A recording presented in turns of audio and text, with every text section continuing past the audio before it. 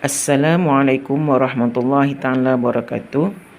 Hari ini PDPR kita mulakan dengan pelajaran tauhid pada muka surat 20. Bismillahirrahmanirrahim. Sifat nafsiyah. Sifat nafsiyah iaitu satu daripada 4 bahagian sifat wajib bagi Allah.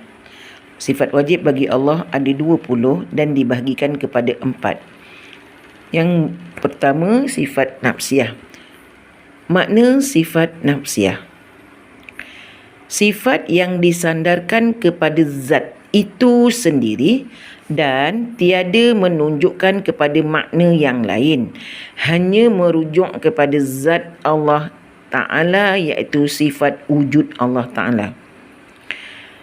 Sifat yang disandarkan kepada zat itu sendiri. Allah Ta'ala wujud dengan sendirinya. Manusia wujud dengan asbab sesuatu. Sebab pernikahan mak dengan ayah baru kita ada anak. Allah menjadikan Nabi Adam dengan sesuatu, iaitu menggunakan tanah. Allah ada dengan sendirinya. Maknanya kat sini, wujud ni sifat yang disandarkan kepada zat itu sendiri dan tiada menunjukkan kepada makna yang lain.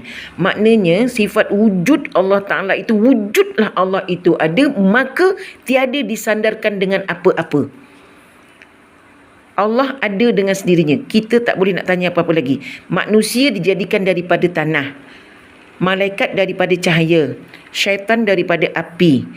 Makhluk-makhluk yang Allah jadikan ini mempunyai sandaran. Allah tak ada sandaran. Allah jadi dengan sendirinya. Wujud Allah itu dengan sendirinya. Tiada sandaran. Allah itu suci, adanya Allah dengan sendirinya.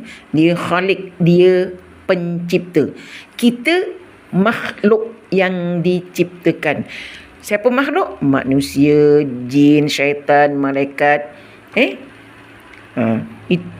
binatang, itu makhluk. Baik. Sifat nafsiyah. Sifat nafsiyah ada satu, iaitu wujud. Sifat ada 20, sifat wajib bagi Allah, tapi yang termasuk dalam sifat nafsiyah cuma satu, wujud. Satu je. Ni sifat nafsiyah ni ada satu je. Wujud itulah yang dikatakan nafsiyah bagi zat Allah Ta'ala. Sifat wujud Allah Ta'ala itulah yang dikatakan nafsiyah. Dikatakan nafsiyah bagi zat Allah Ta'ala, yakni sifat yang tetap bagi zat selagi ada zat. Sifat Allah Ta'ala itu tetap baginya, tidak kerana sebab dengan sebab yang lain. Wujud Allah Ta'ala itu wujud dia dengan sendirinya, bukan disebabkan dengan yang lain. Seperti yang saya cakap tadi, manusia daripada tanah, syaitan daripada api, malaikat daripada cahaya. Itu dia, ada sebab-sebab dengan sebab yang lain. Manusia ni dijadikan dengan sebab yang lain. Baik. Sifatnya ada satu. Ingat ni, sifat nafsiyah bagi Allah ada satu. Wujud itulah yang dikatakan nafsiyah bagi zat Allah Ta'ala. Wujud Allah Ta'ala itu tetap adanya tanpa dikeranakan oleh apa-apa sekalipun. Faham Yang ketiga, sebab sifat wujud dinamakan dengan nafsiyah. Kenapa wujud dinamakan dengan nafsiyah? Kan nafsiyah ada sifat satu je kan, wujud kan. Baik. Wujud itu menunjukkan kepada diri zat sahaja, tiada kepada yang lain, dan tiada boleh dipisahkan sifat wujud itu daripada zat. Allah itu ada, wujud adalah, tak boleh kita pisahkan. Macam manusia kita boleh pisahkan daripada zat. Wujud manusia seketika. Ada ketika manusia hidup, ada ketika manusia mati. Tapi Allah Ta'ala itu wujud ada kekal sampai bila-bila. Faham Okey. Hakikat sifat nafsiyah. Hakikat sifat wujud itu dia. Hakikatnya iaitu hal yang wajib bagi zat selagi ada zat. Hakikatnya iaitu hal yang wajib bagi zat selagi ada zat. Bukan dengan kerana yang lain. Tak boleh dikeranakan dengan yang lain. Hakikat sifat nafsiyah ini, wujud itu milik Allah kekal. Manusia tak ada sifat wujud. Wujudnya sementara. Tetapi sifat wujud Allah Ta'ala kekal abadi. Baik. Bukan dengan kerana yang lain. Ia ada pada hati dan fikiran, tetapi tiada pada luar fikiran. Kharij. Dia ada pada hati dan fikiran. Tetapi tiada pada luar fikiran.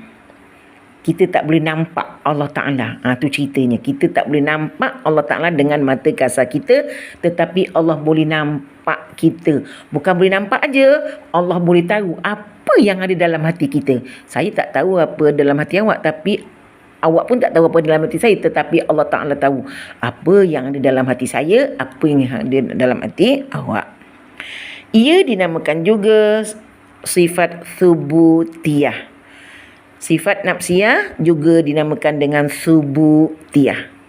Sifatnya apa? Sifat wajibnya satu saja, iaitu sifat wujud.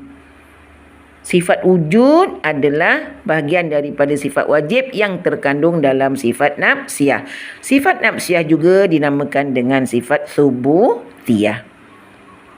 Fahamkan betul-betul ni. Fahamkan daripada atas apa yang telah cikgu terangkan. Makna sifat nafsiyah. Sifat yang disandarkan kepada zat itu sendiri, tiada menunjukkan kepada makna yang lain. Zat itu hanya zat Allah Ta'ala sendiri. Baik. Sifat nafsiyah iaitu sifatnya wujud. Wujud. Kemudian sebab sifat wujud dinamakan sifat nafsiyah kerana apa tadi? Wujud menunjukkan kepada diri zat sahaja, tidak kepada yang lain, dan tiada boleh dipisahkan sifat wujud itu daripada zat. Yang keempat, hakikat sifat nafsiyah. Hakikat dia, hal yang wajib bagi zat selagi ada zat. Bukan dengan kerana yang lain.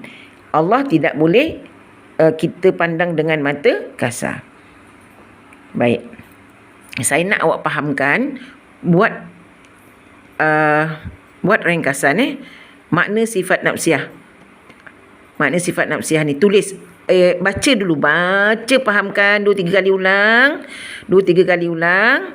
Lepas tu baru tulis dalam buku latihan tauhid. Itu saja kerja awak pada hari ini, latihan dalam tauhid. Buka dalam buku latihan tauhid. Nanti naik sekolah tolong hantar latihan tauhid awak. Sehingga kita bertemu lagi pada minggu hadapan. Assalamualaikum warahmatullahi taala wabarakatuh.